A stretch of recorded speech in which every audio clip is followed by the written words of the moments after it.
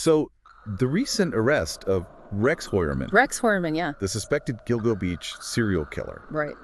it has brought a lot of attention back to a case that has really haunted Long Island for over a decade now. More than a decade, yeah. And while he's facing charges for the murders of several women found on Gilgo Beach, Yeah. there's another name tied to this case, one that kind of gets overshadowed a lot. Yeah. Shannan Gilbert. Yeah, that's right. And the intriguing part is that while Heuermann is charged with those murders, Shannan's death is still officially classified as an accident, even though a lot of the evidence suggests otherwise. You've provided a lot of material on this case. Articles, police reports, even court transcripts. Yeah. So where do we even begin to unpack this? Okay, so let's start with Shannan Gilbert herself. Okay. We know that she was a 23-year-old escort who disappeared back in May 2010 after visiting a client in Oak Beach. For those who might not be familiar with the details of this case, what can you tell us about the night she vanished? Well, the most crucial piece of evidence we have is that chilling 911 call that Shannan made. It's around 5:00 a.m., and she's clearly terrified. Right. Running through the neighborhood, banging on doors, and yelling, "There's somebody after me." And you could hear the raw fear in her voice, Oh, absolutely. pleading with the operator. Yeah, Somebody's after me, please. I mean, it's haunting. absolutely. Listen back to that. And if she knew the area and had visited this client before, what could have possibly made her react so desperately? That's the million-dollar question. You know, her behavior that night was completely out of character. Yeah. And that's what immediately raised red flags for investigators. Yeah. Something was very wrong. And yet, despite multiple 911 calls from Shannan and neighbors who witnessed her panic, Right. there was a significant delay in police response. Yes. What impact could this delayed response have had on the investigation and potentially Shannan's fate? That delayed response is one of the most controversial aspects of this whole case. You know, some believe that a quicker reaction from law enforcement might have saved Shannan's life. It definitely hindered the initial investigation. Precious time was lost. Right. Evidence could have been compromised, and potential witnesses might have moved on. So Shannan disappears, Yeah. and then months later, during the search for her, the first 4 bodies are discovered. Right. It's like something out of a nightmare. Exactly. In December 2010, just a few months after Shannan vanished, the remains of 4 women, Melissa Bartholomew, Amber Costello, Megan Waterman, and Maureen Brainerd Barnes, were found wrapped in burlap sacks along Ocean Parkway. This grim discovery completely changed the trajectory of the case. And the fact that all 4 of these women, Yes. like Shannan, worked as online escorts, that can't be a coincidence, right? Right. What are the implications of that shared profession? You're right. That shared profession is a crucial detail. Yeah. It suggests a very specific targeting method, and it highlights the vulnerability of women in this line of work. It raises questions about whether the initial police response might have been different had the victims been from a different background. That's a disturbing thought, but sadly not an uncommon one. This discovery of the Gilgo 4, all found in close proximity Yeah. and having disappeared within a few years of each other, undeniably points to a serial killer at this point, right? Absolutely. That pattern, combined with the similarities in the victims' profiles, was a major turning point. It shifted the investigation from a missing persons case to a potential serial killer hunt. And this realization brought a new level of urgency and resources to the case. But as you know, the investigation was far from smooth sailing. So now the investigation shifts gears. Yeah. You have these multiple victims, a possible serial killer on the loose, Right. and this massive investigation ramps up. Yeah. But from what I've read, the case was plagued with problems right from the start. Oh, yeah. There are all kinds of issues. Can you talk about some of those? You're absolutely right. The investigation faced a lot of obstacles. Yeah. There were communication breakdowns between different agencies, jurisdictional disputes, and even accusations of a lack of urgency, Wow. especially in those early stages. And this led to a lot of frustration and anger from the victims' families, particularly Shannan's mother, Mari Gilbert. Yeah, from everything I've learned about Mari, Yeah. she comes across as this real force of nature, Oh, yeah. this fierce advocate for her daughter. What were some of the steps she took to try and get answers? Mari was relentless in her pursuit of justice for Shannan. She constantly challenged the authorities, pushed for transparency, organized rallies and press conferences. And she even went so far as to hire Dr. Michael Baden a renowned forensic pathologist, Wow. to conduct an independent autopsy when Shanann's remains were finally found a year later. That's incredible. Yeah. That's incredibly proactive. Yeah. It really speaks to the level of distrust she must have felt toward the official investigation. It definitely highlights the tension that often exists between law enforcement and the families of victims in these high-profile cases. Right. You know, the families are grieving, desperate for answers, Of course. while the police are trying to conduct a thorough investigation, Right. which can sometimes feel very slow and frustrating for those who are emotionally invested. Absolutely. Yeah. And to add to this already complex and heartbreaking situation, there's the issue of Shannan's 911 call, which wasn't released to the public until 2022. Yeah. Why was that? The delayed release of that call is another point of contention. Authorities often withhold evidence in ongoing investigations to Right. avoid jeopardizing the case. Sure. But for the families, this lack of transparency can feel like a deliberate attempt to conceal information.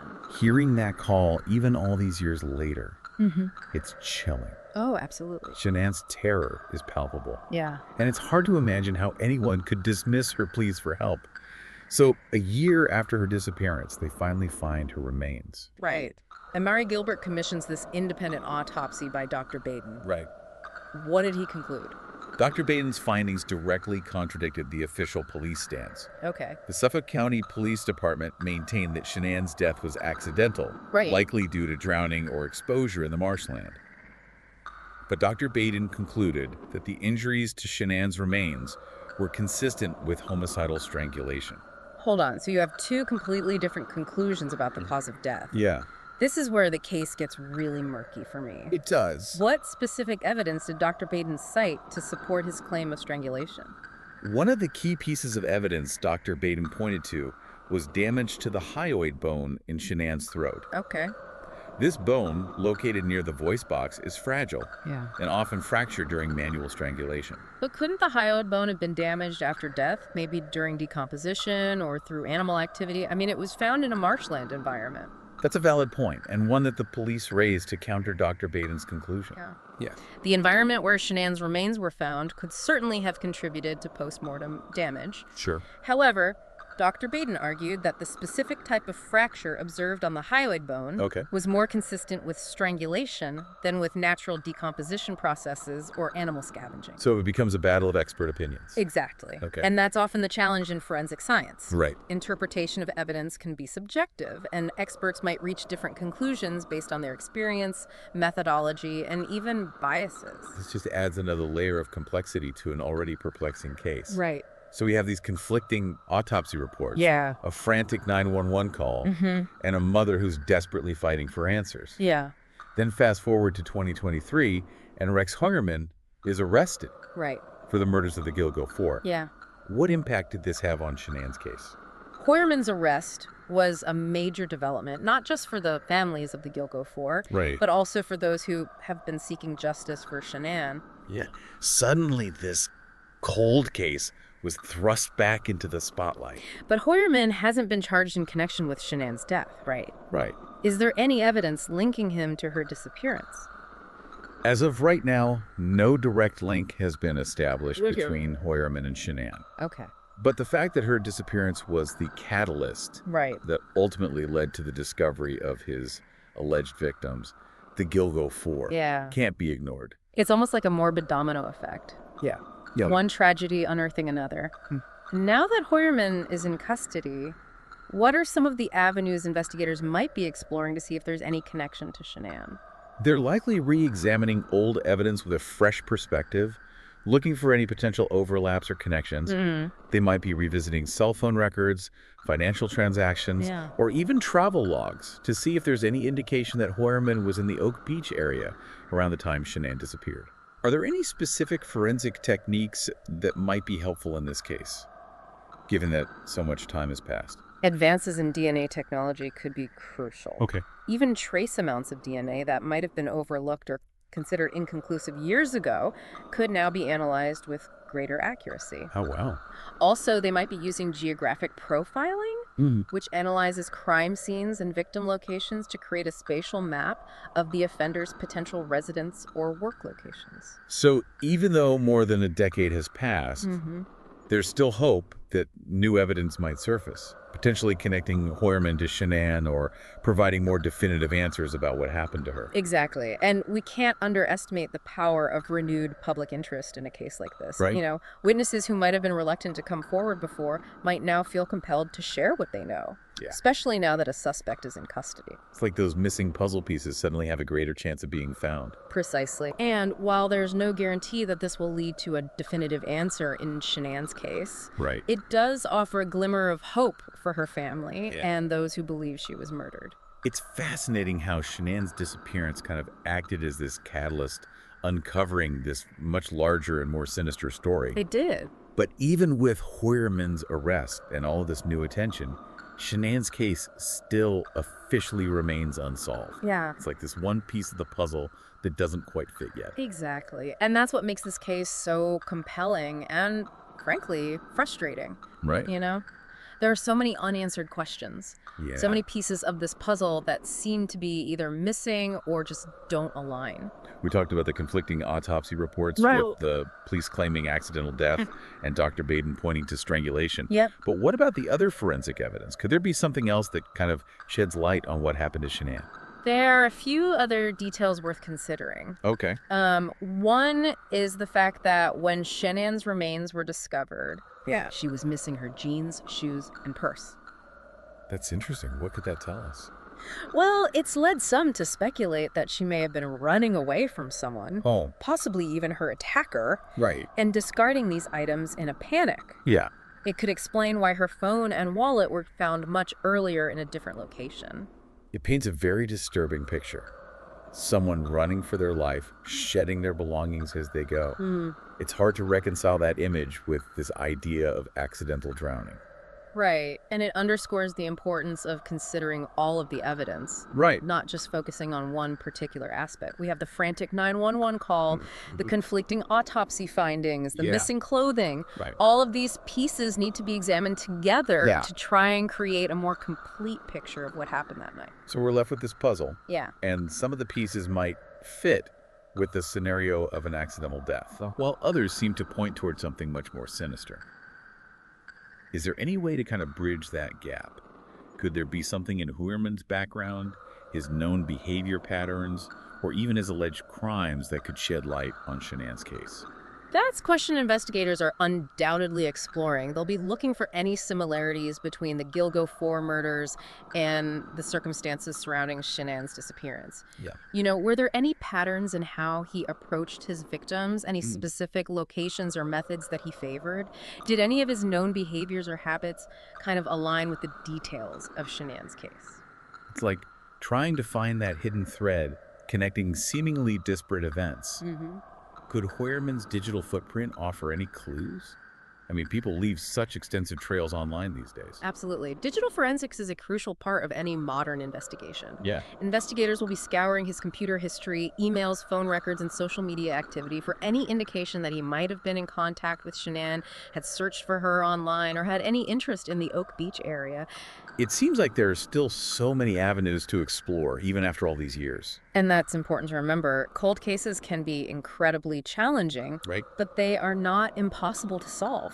Advances in forensic science, new investigative techniques, and even just the passage of time can all contribute to breakthroughs. Yeah. Witnesses might feel more comfortable coming forward, Sure. memories might resurface, or a new piece of evidence could emerge that changes the entire trajectory of the investigation. So we're kind of left with this lingering question. Will we ever definitively know what happened to Shannan Gilbert?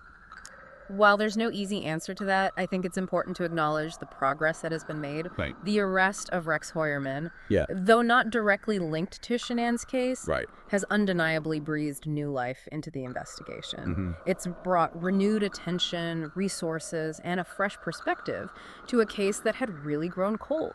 It's a reminder that even in the face of these seemingly insurmountable obstacles, the pursuit of justice, that search for answers should never be abandoned. And Shannan's story serves as a powerful testament to the importance of persistent advocacy, the unwavering dedication of families who refuse to let their loved ones be forgotten, Yeah.